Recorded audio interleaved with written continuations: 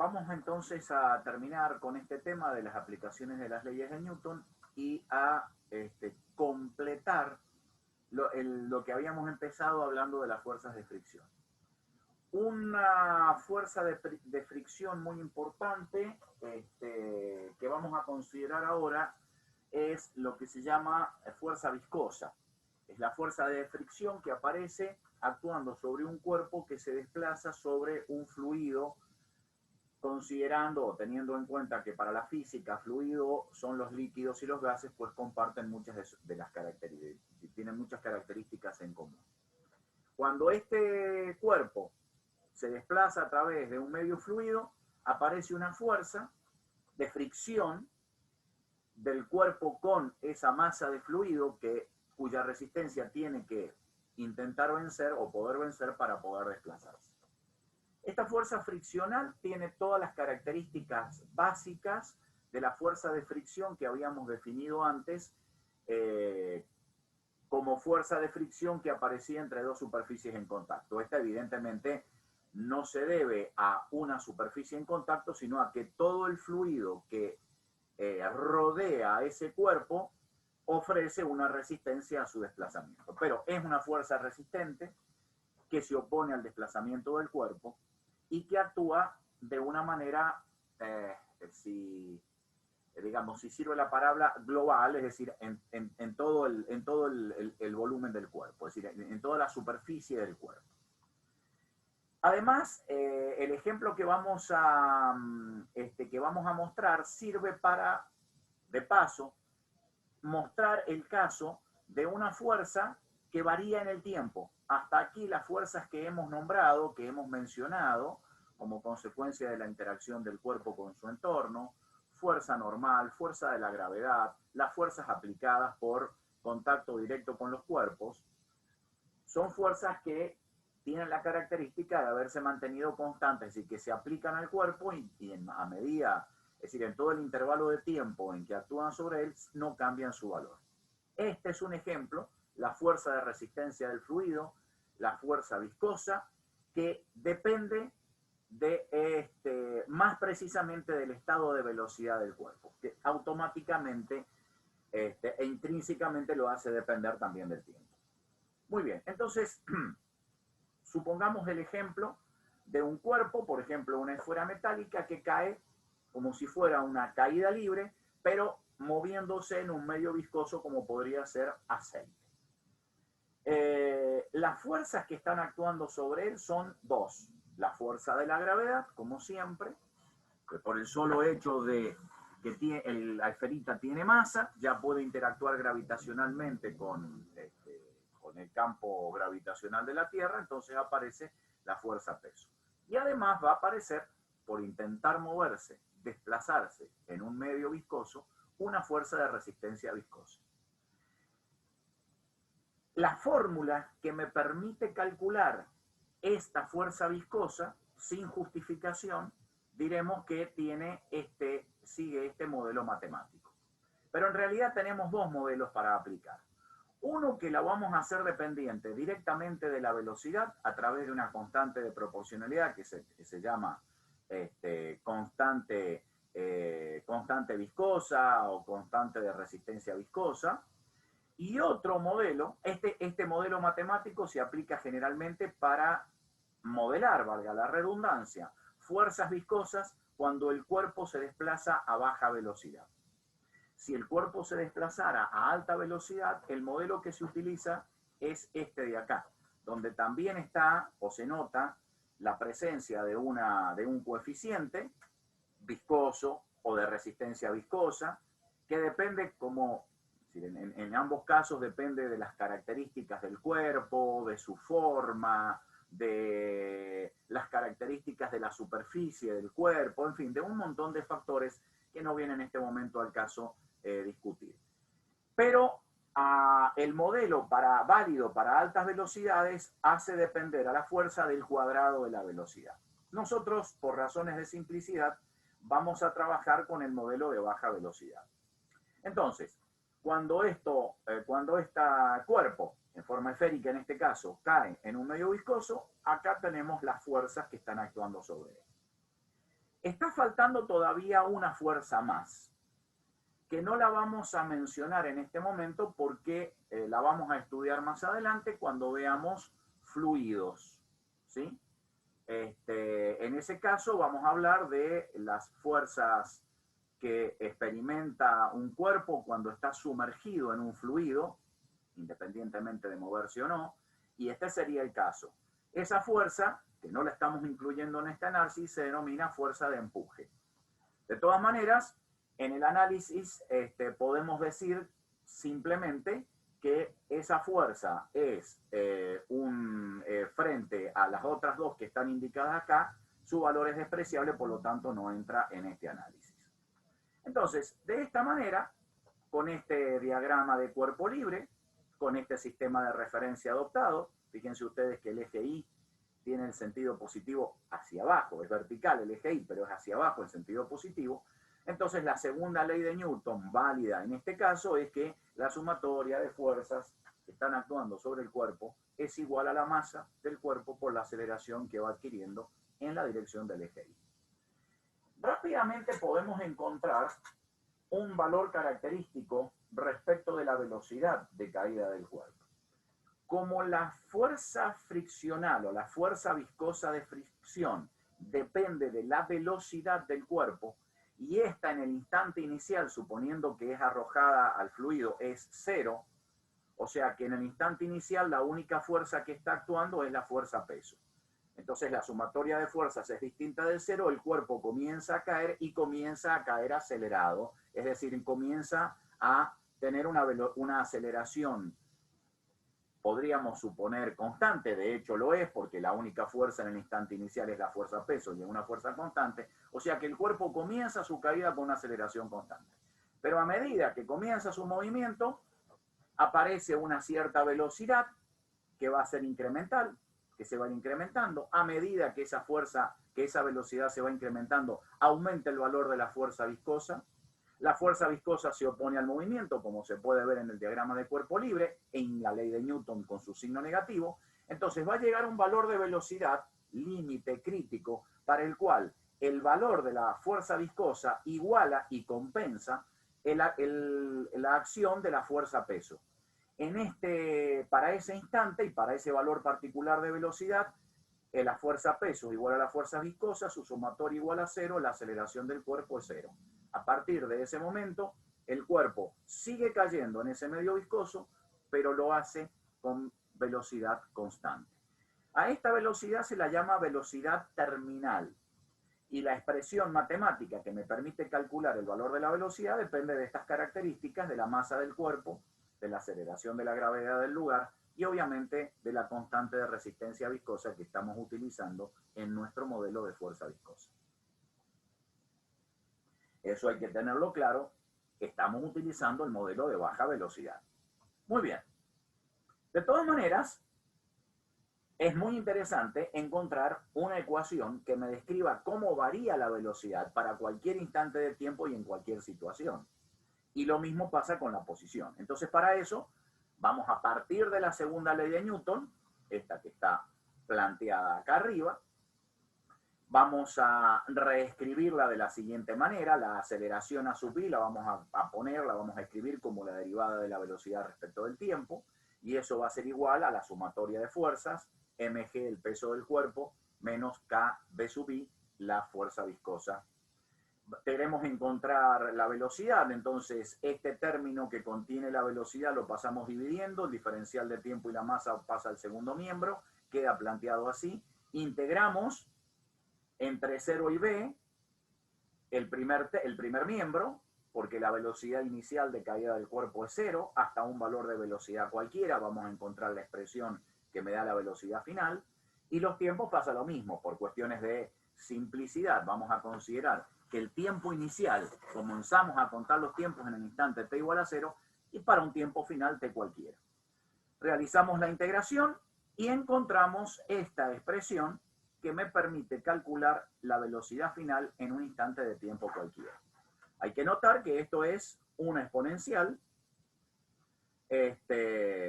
Y bueno, enseguida vamos a hacer un análisis de esta fórmula. Vamos a obtener la posición La posición la podemos sacar de esta ecuación, ¿sí? Es decir, podemos volver a integrar esta velocidad en función del tiempo, planteando la velocidad como la derivada de la posición respecto del tiempo, ¿sí? Entonces, hacemos esa operación, o bien, como sugiere el libro, derivamos la expresión de aceleración, y entonces de aquí obtenemos la expresión de la posición, de cómo varía la posición respecto del tiempo, y vemos que sigue apareciendo ese término exponencial, aunque ahora de una manera más compleja. Muy bien, es muy instructivo hacer el análisis gráfico de estas fórmulas para ver cómo cuentan, cómo describen el comportamiento dinámico de esta partícula. Entonces, acá tenemos la gráfica de la aceleración, que es la representación gráfica de esta función. Acá tenemos la representación gráfica de la velocidad, esta es la expresión matemática. Y finalmente, la representación gráfica de la posición respecto del tiempo, que es esta otra ecuación que tenemos acá. Fíjense ustedes cómo, bueno, analicemos primero el comportamiento de la velocidad, a ver si aparece ese valor de velocidad crítica. Si uno hace la gráfica, se da cuenta que esta gráfica de esta función es una exponencial que se va haciendo asintótica a una línea horizontal que pasa por el valor Vt, la velocidad crítica. Esto quiere decir que a medida que va transcurriendo el tiempo y a medida que va aumentando la velocidad y se va acercando al valor de velocidad crítica, el cambio de velocidad, la respuesta en velocidad se va haciendo asintótica a este valor. Recuerden ustedes que cuando alcanza el valor de velocidad crítica, a partir de ahí la velocidad se mantiene constante. Como esto es un exponencial y es la solución matemática, lo que nos dice la ecuación es que este valor de velocidad crítica, velocidad terminal, se alcanza asintóticamente. Esto quiere decir que en un tiempo t tendiendo a infinito es cuando la velocidad llega a ese valor. De todas maneras, a los fines prácticos, no hace falta esperar, digamos, un valor infinito al cabo de un cierto tiempo, que depende de las características particulares del fluido, del cuerpo que se va moviendo, la velocidad se puede alcanzar en mayor o menor tiempo. La aceleración, como marca esta curva, arranca de un valor de aceleración de la gravedad. Fíjense que cuando t vale 0, todo este exponencial se hace 1, entonces la aceleración es la aceleración de la gravedad. Esa es la situación en el instante inicial. El cuerpo tiene velocidad 0, la fuerza viscosa no actúa, solamente actúa la fuerza peso. La aceleración que tiene el cuerpo en el instante que comienza a caer es numéricamente igual a la aceleración de la gravedad. Pero a partir de ahí, a medida que transcurre el tiempo, a medida que va aumentando la velocidad y se va acercando asintóticamente a el valor crítico, acá lo tenemos, la aceleración va decayendo exponencialmente hasta hacerse asintóticamente cero. Con la posición pasa esto, tenemos una curva donde la posición va aumentando, va aumentando, va aumentando. Acuérdense que la posición está medida respecto de este sistema de referencia, donde el origen de este sistema de referencia está ubicado en la superficie libre de líquido, y la posición I se mide como el valor de la profundidad que va alcanzando ese cuerpo, que de no tener fondo, este recipiente que contiene al fluido, crecería o aumentaría indefinidamente. ¿Sí? Muy bien, entonces vemos cómo la descripción física, lo que uno puede medir físicamente, está respaldado, confirmado por el modelo matemático. Si estuviésemos utilizando el modelo de alta velocidad, simplemente hay que cambiar el valor de la fuerza viscosa. En lugar de ser K por B, ahora utilizamos el modelo de alta velocidad, D por B cuadrado. El análisis es exactamente el mismo, solo que obviamente matemáticamente es un poco más complicado y va a cambiar el valor de la expresión de la velocidad terminal. Muy bien. Acá tenemos el valor de la expresión de la velocidad terminal para el modelo de alta velocidad. Raíz cuadrada de mg sobre la constante d, a diferencia de el valor de la velocidad terminal para el modelo de baja velocidad, donde es m por g sobre raíz de k. Muy bien. La fuerza viscosa, en realidad, en tanto y en cuanto no nos estemos moviendo en el vacío, afecta siempre los movimientos de los cuerpos. Acá tenemos una curva donde se modela o donde se muestra la variación de las trayectorias de un cuerpo que está realizando un movimiento, que es el movimiento del proyectil, un movimiento en el plano, en 2D, y sin presencia de aire, es decir, moviéndose en el vacío, como nosotros habíamos analizado en su momento el movimiento del proyectil. Esto tiene esta trayectoria, con este alcance, ¿sí? Recuerden ustedes que esto es el alcance máximo, la máxima distancia medida de manera horizontal que puede recorrer el proyectil. Sin embargo, si actúa la fuerza viscosa, vemos que los valores de alcance máximo y de altura máxima se ven reducidos ostensiblemente. Eso es consecuencia de la acción de la fuerza viscosa. Muy bien, perfecto. Bueno, acá tenemos una formulita que me permite trabajar con valores numéricos, como siempre se los dejo para que lo revisen. Y ahora vamos a analizar la dinámica del movimiento circular. Cuando vimos el caso de movimiento circular, habíamos hablado en aquel entonces de que si el movimiento es circular uniforme, este tipo de movimiento se presenta cuando la trayectoria seguida por el cuerpo es un círculo, es decir, sigue una trayectoria donde la distancia de todos sus puntos respecto de un punto central, llamado centro de giro, es constante, y donde donde se manifestaba, donde era un ejemplo del caso donde la velocidad variaba, pero solamente en dirección y sentido. Por lo tanto, la única aceleración presente en este tipo de movimiento es la aceleración radial, normal, o también comúnmente llamada centrípeta. Bien, ahí habíamos hecho ese análisis sin mencionar otra cosa, simplemente nos mostrábamos como ejemplo de aceleración normal y mostrar claramente que este tipo de movimiento, en este tipo de movimiento, mejor dicho, había un cambio de velocidad, pero porque cambiaba la dirección y el sentido del vector velocidad. El módulo del vector velocidad quedaba inalterado, que es constante a lo largo de toda la trayectoria. Ahora, a la luz de la descripción de la segunda ley de Newton, podemos ampliar la descripción de este movimiento y decir, si existe una fuerza normal, es porque está actuando sobre el cuerpo una aceleración, también de características normales, que generalmente se llama aceleración centrípeta, perdón, de fuerza, estoy hablando de fuerza. Si existe una aceleración radial o normal, es porque existe o porque el cuerpo está sufriendo la acción de una fuerza llamada fuerza centrípeta o fuerza radial. Y aquí tenemos en este dibujo, le está mostrando. Tiene la misma dirección y el mismo sentido que la única aceleración que actúa sobre el cuerpo. Recordar que la expresión de aceleración radial la habíamos encontrado en el capítulo de cinemática y habíamos determinado que el módulo de la aceleración radial era b cuadrado sobre r. ¿Sí? Muy bien.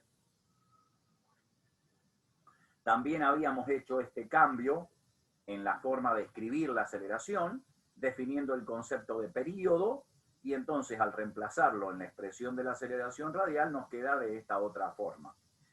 Una forma mucho más práctica porque son parámetros más fáciles de medir. Muy bien. Perfecto. Entonces, reemplazando en la segunda ley de Newton, vemos que la fuerza que actúa sobre el cuerpo, en general le ponemos fuerza neta porque podría ser una fuerza resultante, pero lo interesante es que la fuerza resultante, para que el cuerpo, aun aunque sea una fuerza resultante, es decir, que hayan varias fuerzas que actúen sobre el cuerpo, la fuerza resultante para que el cuerpo tenga este tipo de movimiento tiene que tener las características de una fuerza radial. Es decir, la dirección y el sentido siempre tienen que estar apuntando al centro de curvatura y tener la misma dirección y el mismo sentido que el vector de aceleración normal o centrípeta. ¿Sí? Y entonces la segunda ley de Newton planteado para el movimiento circular uniforme es que la fuerza neta, fuerza radial, es igual a la masa, velocidad cuadrado, dividido R. ¿Eh? Muy bien. Perfecto. Bien, acá una advertencia, digamos, me parece que en realidad no puede plantearse ningún tipo de duda respecto de cómo dibujar para cada punto de la trayectoria la aceleración radial y la fuerza centrípeta, puesto que, de nuevo, uno trae el concepto de la segunda ley de Newton, cuando la vimos, de que la fuerza como vector comparte dirección y sentido con la aceleración. Y en este caso la aceleración es radial, lo que causa que la fuerza también tiene que tener estas características. Muy bien, acá hay un ejemplo sencillo para un movimiento en un plano horizontal. Me parece que es lo suficientemente sencillo y claro como para que se pueda entender. Lo fundamental, como siempre hemos dicho, que quede claro por qué aparece, porque este es el diagrama de cuerpo libre para este trineo. Fíjense ustedes que en este caso hay tres fuerzas actuando sobre el cuerpo, la fuerza peso y la fuerza normal, que quedan mutuamente compensadas. El trineo se desplaza sobre un plano horizontal, no hay movimiento en la dirección vertical. Y la única fuerza que en todo punto de esa trayectoria actúa sobre el cuerpo es la fuerza que la cuerda aplica sobre el trineo. Y esta fuerza siempre va forzando al trineo a ir hacia adentro. Todas las características de una fuerza centrípeta, de una fuerza radial, la aceleración tiene que estar en el mismo sentido y bueno, en función de los datos del problema, la fórmula para calcular la aceleración radial es esta y el problema se resuelve fácilmente. El péndulo cónico es un ejemplo de un sistema físico llamado péndulo, ya los vamos a estudiar más adelante, pero el péndulo cónico tiene la característica que se mueve de esta manera. Entonces, el análisis de fuerzas que están actuando sobre la bolilla, sobre el cuerpo del péndulo, sobre la esferita, es esta de acá. Las fuerzas que se ejercen sobre la esfera son la fuerza peso, que lo empuja hacia el centro, hacia la superficie, y la fuerza que ejerce la cuerda de longitud L sobre él, que lo tira hacia arriba en la dirección de la cuerda. Si yo descompongo esta fuerza en su dirección vertical y horizontal según este sistema de referencia elegido, vamos a ver que la componente vertical de la fuerza F queda compensada por la fuerza peso. La sumatoria de fuerzas en la dirección del eje Y es igual a 0. Luego, el péndulo o la esfera del péndulo cónico no se puede desplazar en la dirección vertical. Pero hay una componente que es la componente horizontal de la fuerza F que está actuando sobre la esfera, que esa no tiene ninguna compensación. De hecho, es la única en la dirección horizontal. Esta fuerza siempre apunta o siempre trata de llevar a esa esfera hacia el centro. Es una fuerza radial, genera una aceleración radial y genera el movimiento circular uniforme de este tipo de péndulo. Una descripción muy interesante utilizando este concepto de fuerza radial es lo que se denomina el peralte. Veamos este caso. Acá tenemos un automóvil que va a tomar una curva, ¿sí?, sobre una carretera totalmente horizontal. Entonces la pregunta es, ¿qué fuerzas tienen que actuar sobre este cuerpo para que la trayectoria que sigue pueda curvarse? Es decir, para que el automóvil pueda tomar la curva sin irse de la carretera. Bueno, evidentemente, acá lo estamos viendo. Para que la trayectoria se curva, tiene que existir una fuerza radial que le imprima una aceleración radial y a través de eso se pueda producir un cambio en la dirección y el sentido de la velocidad y eso le posibilita al automóvil tomar la curva sin salirse del camino. Si analizamos las fuerzas que están actuando sobre el automóvil en esta situación, cuando está tomando la curva, vemos que hay una fuerza peso en la dirección vertical, puesto que es atraída por la Tierra, atracción gravitatoria, una fuerza normal, puesto que el coche está apoyado sobre una superficie, y como puede tomar la curva, hay una fuerza radial actuante que tiene la dirección radial del radio de la curva. Esto va a generar una aceleración radial. Y esta aceleración radial da cuenta del cambio de la dirección y el sentido del vector velocidad para que ese cuerpo pueda curvar su trayectoria. Muy bien. Haciendo el análisis, vemos que la sumatoria de fuerzas en la dirección Y vale 0, como ya habíamos visto. La sumatoria de fuerzas según la dirección del eje X no es 0 y es igual a la masa por la aceleración radial. Combinando estas ecuaciones se puede encontrar que, digamos, podemos ver claramente o podemos tratar de analizar a dónde está la fuerza radial que tiene que tener esta dirección y este sentido, o quién genera esa fuerza radial, si se quiere elaborar la pregunta en estos términos, de manera tal que esta fuerza, al ser radial, genere la aceleración radial y, como dijimos, el coche pueda curvar la trayectoria. Bueno, la única fuerza que puede aparecer actuando con esta dirección y con este sentido y dándole y generando la aceleración radial es la fuerza de fricción del caucho del automóvil respecto del pavimento, que es debido a la fricción que hay entre estas dos superficies. Esa fuerza tiene que ser, si no quiero que el automóvil salga derrapando fuera de la carretera, una fuerza de fricción estática. Es decir, el auto intentaría desplazarse, bien digo, sobre la carretera para salirse de la curva, si la fuerza de fricción estática lo mantiene en su lugar, el auto toma la curva sin este inconveniente. La fuerza de fricción estática es el coeficiente de fricción estático por la normal de ese cuerpo, ya lo habíamos visto. La normal de ese cuerpo de la segunda ecuación, de la segunda igualdad, es igual al peso del cuerpo, en este caso. Y entonces, con este resultado reemplazamos en la primera ecuación, que es la segunda ley de Newton, y obtenemos esta ecuación de acá. De acá lo interesante es despejar el valor de velocidad máxima, que está dado acá, acá lo vemos. ¿Qué me está indicando esta velocidad máxima? Esta formulita me da la velocidad máxima a la que el cuerpo, en este caso el automóvil, puede entrar a esa curva, puede tomar esa curva sin deslizarse, sin derrapar, sin salir de la carretera. Es decir, puede tomar la curva sin problemas. Fíjense ustedes que está dependiendo sobre todo y fundamentalmente del coeficiente de fricción estático, es decir, entre el coeficiente de fricción que hay entre el caucho de las cubiertas y el pavimento. Por eso justamente es que esta velocidad es tan crítica y tan variable, porque depende fuertemente de las condiciones del pavimento, de las condiciones en que se encuentran las cubiertas, si el piso está mojado, si el piso está seco, si está sucio, si hay manchas de aceite, etcétera, etcétera.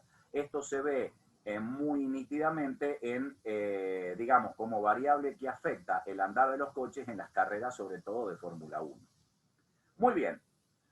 Un truco, por decirlo así, un mecanismo, si uno lo quiere tomar de esta manera, lo quiere interpretar de esta manera, para mejorar estas características, es decir, para que el coche tome la curva de una manera más segura, es hacer las curvas aperaltadas.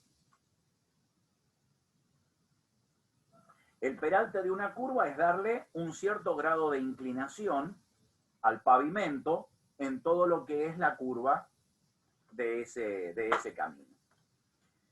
¿Por qué esto es así? Otra vez lo vamos a obtener a través del análisis, el análisis dinámico de este automóvil. Planteamos la situación, hacemos el diagrama de cuerpo libre, el sistema de referencia es idéntico al que teníamos antes, solo que ahora hay que observar lo siguiente.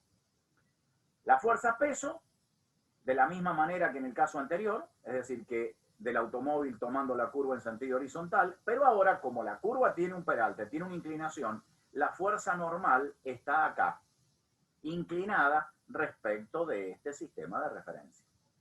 Esto admite una componente horizontal y vertical de la fuerza normal. Como no hay desplazamiento vertical de ese cuerpo, quiere decir que la componente vertical, la componente normal de esta fuerza, que aparece como consecuencia de la reacción del piso sobre el coche, se compensa con la fuerza peso. La sumatoria de fuerzas en la dirección del eje Y es igual a 0. Acá está. Ahora bien, la componente horizontal no tiene una fuerza que la equilibre, no tiene una fuerza que la compense. Luego, la sumatoria de fuerzas en la dirección del eje X no es igual a 0 y esto va a generar la aceleración radial. ¿Cuánto vale esa fuerza en la dirección radial? Es la componente horizontal de la fuerza normal, es decir, módulo de n por el seno de este ángulo, acá está. Y acá está lo interesante. Podemos hacer el análisis, seguir haciendo el análisis, calcular, entre otras cosas, la tangente del ángulo beta, siendo beta el ángulo que está formando, el ángulo que está formando la normal respecto de la vertical del sistema de referencia, o bien el ángulo de inclinación de ese peralte. Ahora, ¿qué es lo interesante? Esto que está sucediendo acá.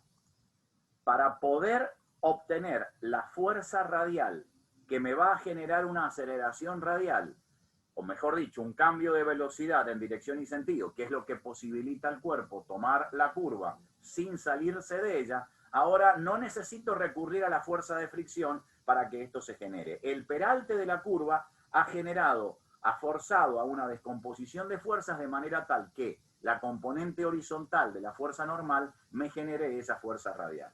¿Esto qué quiere decir? Quiere decir que podríamos estar andando con este coche sobre un piso congelado, es decir, fricción cero, y todavía estar en condiciones, si atacamos la curva con la velocidad conveniente, de no salirnos del camino, aún en ausencia de fuerzas de fricción.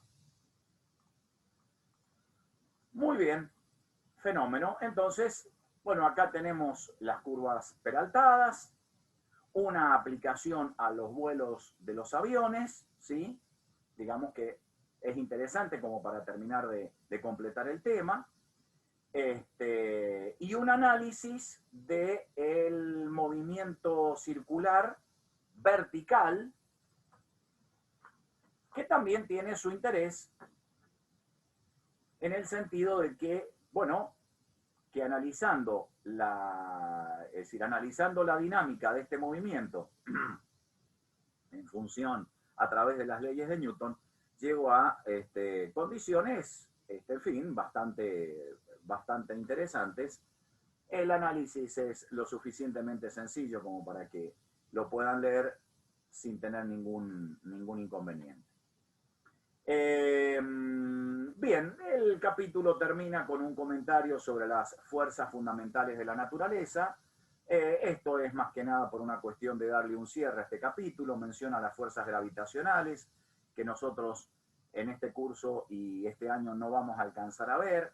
Las fuerzas electromagnéticas que ustedes van a ver el año que viene en Física 2.